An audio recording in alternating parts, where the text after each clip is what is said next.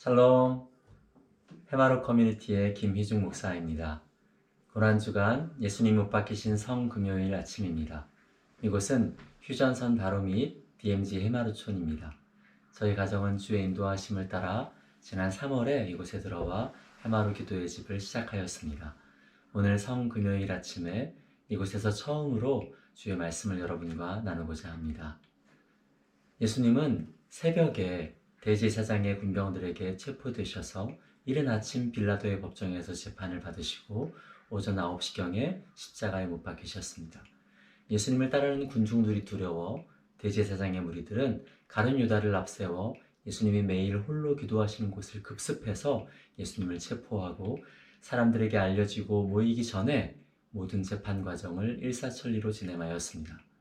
예루살렘에 있는 대부분의 사람들은 예수님이 체포되고 십자가의 판결을 받으신 후에야 그 소식을 듣게 되었을 것입니다. 소식을 듣고 몰려든 큰 무리들이 십자가 지고 골고다 언덕 오르시는 예수님 뒤를 따랐습니다. 특히 수많은 여인들이 예수님을 따라 걸었습니다. 그들은 예수님이 십자가 무게를 인해서 쓰러지실 때마다 애통해하며 가슴을 쳤습니다. 아무런 죄가 없는 분이 당국자들의 시기와 질투로 인해 죽임을 당하는 상황을 인해서 슬피 울었습니다. 그런데 예수님께서 도중에 그들을 뒤돌아보시며 말씀하십니다. 나를 위하여 울지 말라. 죄 없는 자신의 억울한 죽음을 위해서는 울 필요가 없다고 말씀하십니다. 왜 그렇습니까? 비록 죄 없는 이의 억울한 죽음이었지만 예수님의 죽음은 죽음으로 끝날 것이 아니기 때문입니다. 사흘 뒤면 모든 사망 권세를 이기시고 무덤문을 깨뜨리시고 다시 부활하실 것이기 때문입니다.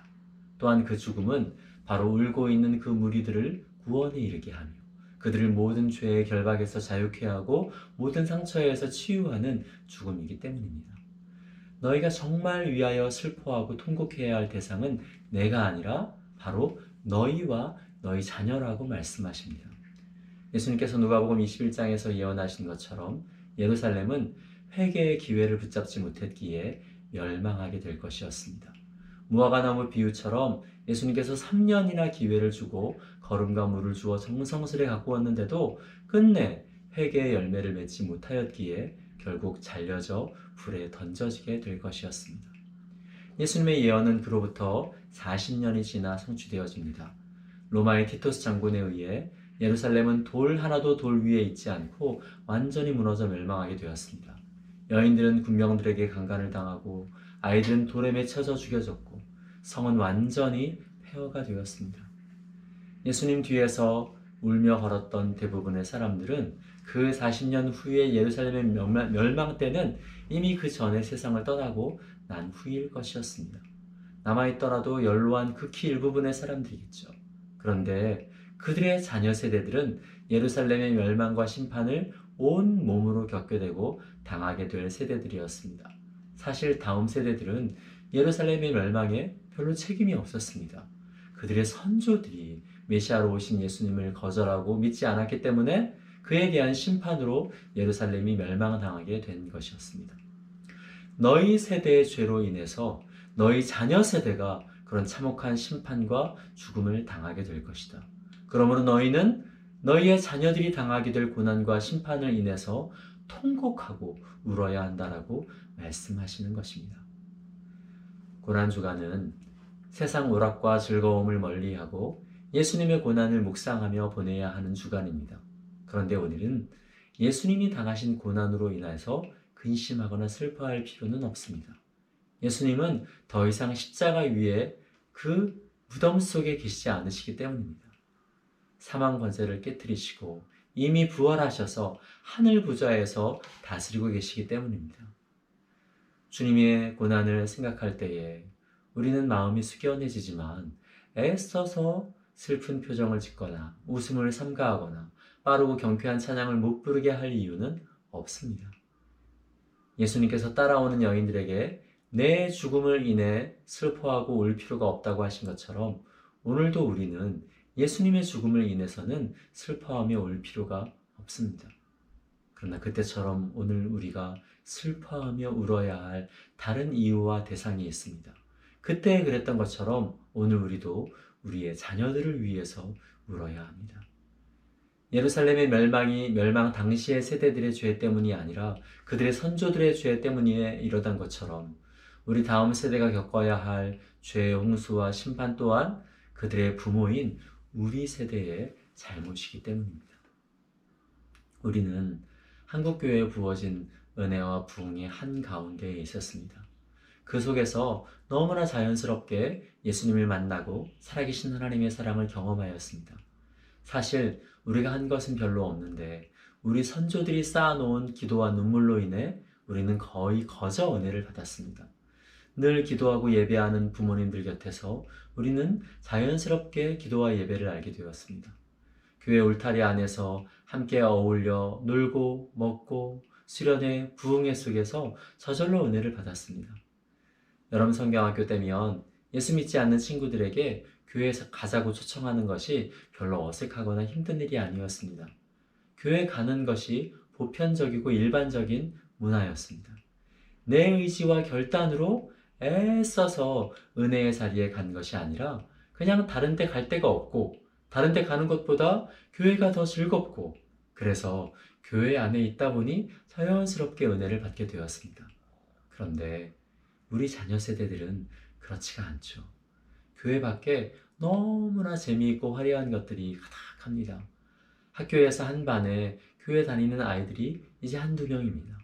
특히 이 코로나 시대에 내가 교회 다닌다는 것을 드러낼 수가 없고 그것이 알려지면 코로나의 원흉으로 조롱과 따돌림과 멸시를 당하는 분위기입니다. 교회 나오는 아이들도 그것이 즐겁고 좋아서가 아니라 엄마 아빠가 가자고 하니까 안 나가면 잔소리와 살벌한 눈빛 레이저가 발사되니까 억지로 교회에 나가주는 거죠. 교회 나와서 자녀들이 예배 1시간 버텨주는 것을 부모들은 아주 황송해합니다. 1시간 버티고 나면 손살처럼 사라져서 PC방에 게임하러 가고 친구들과 놀러 나가죠. 더구나 입시 공부한다고 주일에 교회 안 가고 학원 보내서 좋은 대학에 가서 좋은 직장에 취업한 자녀들일수록 부모의 그늘을 벗어났을 때 교회를 떠날 확률이 높습니다. 성경의 예언대로 마지막 때에 일어날 모든 징조들이 이 시대에 이루어지고 있습니다. 죄와 타락의 홍수가 쓰나미처럼 몰려오고 있습니다. 정조와 순결의 개념이 사라지고 혼전 동거와 썸 타는 문화가 일반화되고 동성애와 동성결혼이 보편적 사랑이란 이름으로 정당화되어지는 그런 시대입니다. 문명의 이기들은 더 자극적이고 더 중독적인 쾌락으로 우리 자녀들의 삶을 잠식해오고 있습니다. 우리 아이들은 이러한 말세지말의 세대 가운데서 과연 믿음을 지킬 수 있을까요? 교회가 박물관이 되고 복음이 골동품처럼 취급받고 신자들이 천연기념물처럼 여겨지는 세대 가운데서 우리 자녀들은 끝까지 예수님을 놓치지 않고 잘 붙들 수 있을까요? 왜 우리는 우리 자녀들을 위해서 울어야 합니까? 왜 이 고난주간에 단지 예수님의 죽으심이 슬퍼서가 아니라 우리 자녀들을 위해서 울어야 합니까? 예수님이 그렇게 모든 물과 피를 쏟으시며 십자가에 달려 죽으셨는데도 여전히 내 자녀들은 그 예수님의 보혈로 씻기심을 받지 못하고 그 십자가의 구속의 은혜 안에 들어오지 못하였음을 인해서 슬퍼하며 울어야 합니다. 그런데 예수님은 너희 자녀를 위해서만 울지 말고 너희 자신을 위해서도 울어야 한다고 말씀하십니다. 십자가 지신 예수님을 따라가며 오는 여인들은 예수님을 이미 믿는 사람들이었습니다.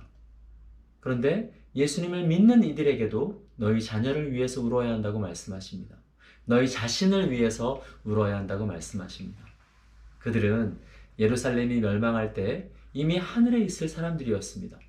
그런데도 너희 자신을 위해서 먼저 울어야 한다고 말씀하십니다. 왜 우리가 우리 자녀만을 위해서가 아니라 먼저 우리 자신을 위해서 울어야 하는 걸까요? 우리의 자녀들은 우리의 거울입니다.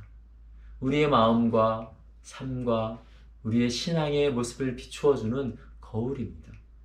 자녀들이 비뚤어지고 어그러지는 것은 그들 스스로 그렇게 된 것이 아니라 그들이 자라며 보고 들은 것을 투영하는 것이죠. 그래서 우리 자녀들이 이 어그러지고 거스르는 세대 가운데서 아름답고 순전하게 자라가기를 원한다면 우리 자신이 아름답고 순전한 삶의 모습을 내 자녀들에게 먼저 보여주어야 합니다.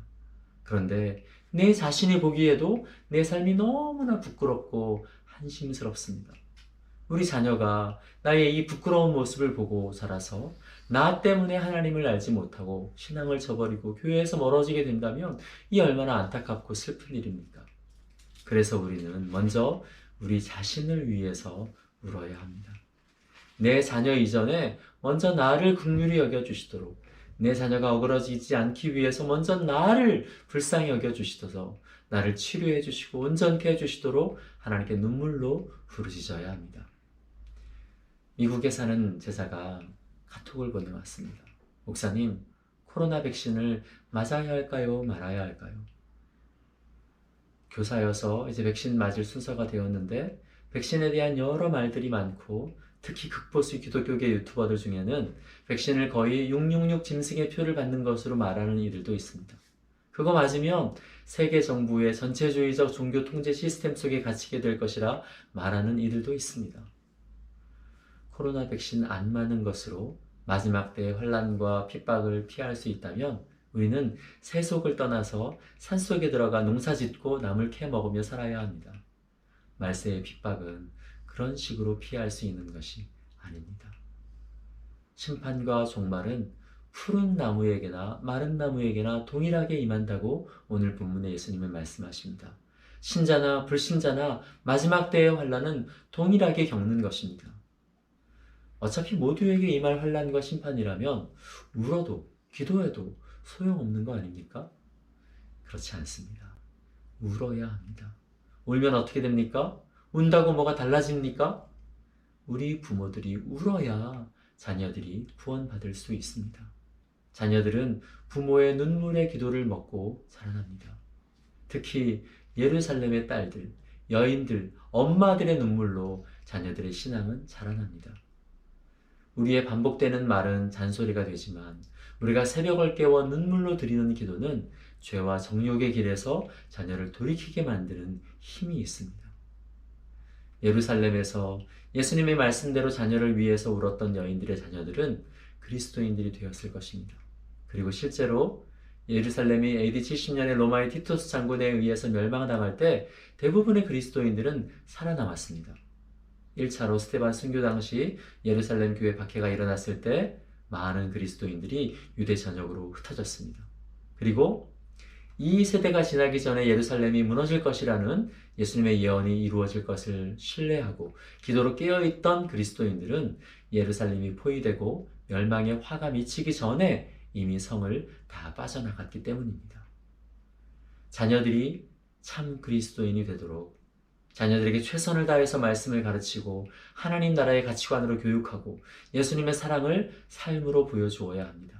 그러나 우리가 반드시 알아야 할 것은 그것만으로 우리의 자녀들이 구원받는 것은 아니라는 것입니다. 우리의 자녀들은 부모의 눈물의 기도로서만 생명을 얻을 수 있습니다. 예수님만이 생명이시고 십자가만이 구원임을 우리는 알기 때문에 그 구원의 바깥에 머문 채 추구하는 세상의 부귀와 영예가 다 헛된 것임을 알기 때문에 내 자녀가 예수님을 만나서 구원받도록 우리는 생명 걸고 기도해야 합니다. 성령으로 거듭난 새 사람이 되도록 우리는 눈물로 우리 자녀들을 위해서 기도해 주어야 합니다.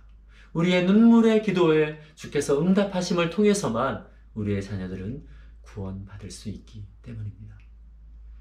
내 자녀들이 앞으로 살아갈 세상은 내가 살아온 세상보다 훨씬 더 죄악이 관영하고 타락이 물밀듯 일렁거리는 세대임을 내다보기에 우리는 오늘 눈물로 내 자녀들을 지켜주시도록 기도해야 합니다. 홀로 기도해도 눈물이 나오지 않는다면 이곳 해마루 기도의 집으로 오셔서 저희와 함께 기도하며 함께 울면 좋겠습니다. 아침, 또 오전, 저녁 매일 3번씩 드려지는 예배와 기도에 누구나 언제든지 함께 하실 수 있습니다.